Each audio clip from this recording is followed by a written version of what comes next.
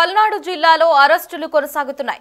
ఎన్నికల ఘర్షణలలో దాడులకు పాల్పడ్డ నిందితులను పోలీసులు అదుపులోకి తీసుకుంటున్నారు. నిన్న పల్నాడు జిల్లాలో 60 మందికి పైగా అరెస్టు చేశారు. సిట్ టీం దర్యాప్తు నేపథ్యంలో మరో 13 మందిని అరెస్టు చేసినట్లు పేర్కొన్నారు. వీడియో ఫుటేజ్ ఆధారంగా నిందితులను గుర్తించి పోలీసులు అరెస్టు చేస్తున్నారు. నిన్న దాచేపల్లి, తంగెడ లాంటి ప్రాంతాలలో పెట్రోల్ బాంబులతో దాడులు చేసుకున్న 33 మందిని అరెస్టు చేసి జైలుకు తరలించారు. టీడీపీకి చెందిన 11 మంది నిందితులను గుంటూరు జైలుకు తరలించగా వైసీపీకి చెందిన 22 మందిని నెల్లూరు జిల్లా జైలుకు పోలీసులు తరలించారు.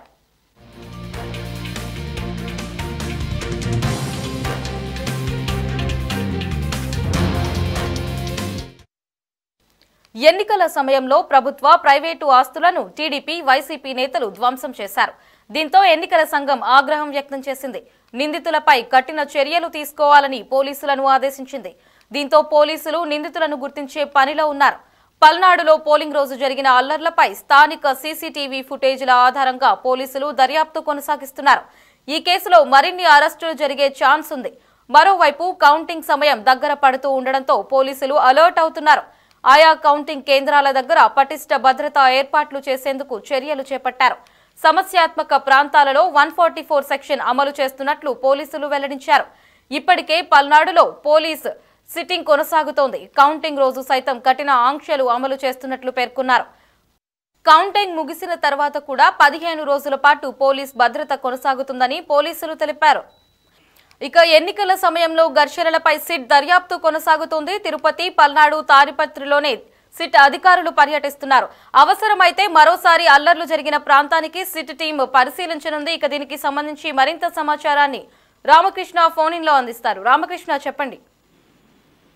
పల్నాడు జిల్లాలో అరెస్టులు అయితే ప్రస్తుతం కొనసాగుతూ ఉన్నాయి. ఎన్నికల సందర్భంగా పోలింగ్ రోజు జరిగినటువంటి ఘర్షణలు, ఆ తర్వాత జరిగినటువంటి హింసాత్మక ఘటనల నేపథ్యంలో పోలీసులు ఎవరైతే నిందితులు ఉన్నారో వాళ్ళందరినీ కూడా అదుపులోకి తీసుకుంటూ ఉన్నారు. నిన్న పల్నాడు జిల్లాలో ఒక 60 మందికి పైగా నిందితులను అరెస్ట్ చేశారు. మరోవైపు సిట్టు టీము దర్యాప్తు నేపథ్యంలో మరో 13 మందిని కూడా అరెస్ట్ చేసినట్లు పోలీసులు స్పష్టం చేశారు.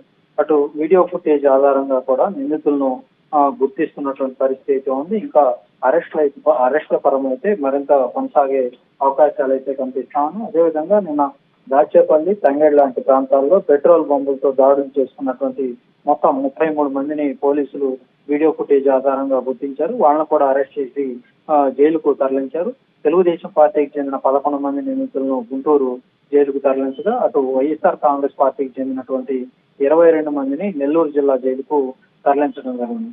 మొత్తం అటు ఎన్నికల సమయంలో ప్రభుత్వ, ప్రైవేటు ఆస్తులను ఎవరైతే ధ్వంసానికి పాల్పడ్డారో తెలుగుదేశం, వైఎస్ఆర్ కాంగ్రెస్ పార్టీకి సంబంధించినటువంటి వాళ్ళందరినీ కూడా అరెస్ట్ చేస్తున్నటువంటి పరిస్థితి ఉంది. మరోవైపు పోలీసులు అటు ఎన్నికల సంఘం చాలా సీరియస్ గా ఈ వ్యవహారంలో దృష్టి సారించడంతో పోలీసులు కూడా నిందితుల మీద కఠిన చర్యలు తీసుకోవాలని అటు పోలీసు ఉన్నతాధికారులు ఆదేశాలు జారీ చేయడంతో పోలీసులు అయితే త్వరితగతిన ఈ నిందితులను గుర్తించి అరెస్ట్ చేసే పనిలో నిమగ్నమయ్యారు. మరోవైపు పోలింగ్ రోజున జరిగినటువంటి ఈ అల్లర్లపై స్థానికంగా ఏవైతే ఈ వెబ్ కాస్టింగ్ ద్వారా సీసీటీవీ కెమెరాలను ఏర్పాటు చేశారో వాటన్నిటినీ కూడా పోలీసులు దర్యాప్తులో భాగంగా క్షుణ్ణంగా పరిశీలిస్తా ఉన్నారు. ఇంకా ఎవరైతే ఈ అల్లర్లకు పాల్పడిన మిగిలిన వాళ్ళు ఉన్నారో వాళ్ళందరినీ కూడా గుర్తించే పనిలో నిమగ్నమైనటువంటి పరిస్థితి ఉంది. మరోవైపు కౌంటింగ్ జరగబోతున్నటువంటి నేపథ్యంలో ముందస్తుగా అన్ని గ్రామాల్లో కూడా 144 సెక్షన్ విధించడం జరిగింది. ఎవరిని కూడా బయట గ్రామాల నుంచి వచ్చే వాళ్ళని ఎవరిని కూడా వాళ్ళకు సంబంధించినటువంటి పూర్తి వివరాలు తెలుసుకున్న తర్వాతనే ఆయా గ్రామాల్లోకి పోలీసు బలగాలు అనుమతిస్తా ఉన్నాయి. కొత్త వ్యక్తులను ఎవరిని కూడా లోపలికి అనుమతించినటువంటి పరిస్థితి కనిపిస్తా ఉంది. కౌంటింగ్ రోజు సైతం కూడా కఠినంగా ఈ తరహా ఆంక్షలను అమలు చేయాలని కూడా అటు పోలీసు యంత్రాంగం నిర్ణయించినటువంటి పరిస్థితి ఉంది. కౌంటింగ్ ముగిసిన తర్వాత కూడా 15 రోజుల పాటు ఆయా సమస్యాత్మక గ్రామాల్లోనే పోలీసు బలగాలు మోహరించి పూర్తి స్థాయిలో కట్టుదిట్టమైనటువంటి భద్రతా చర్యలను చేపట్టబోతా ఉన్నారు. Right Ramakrishna, thanks for the updates.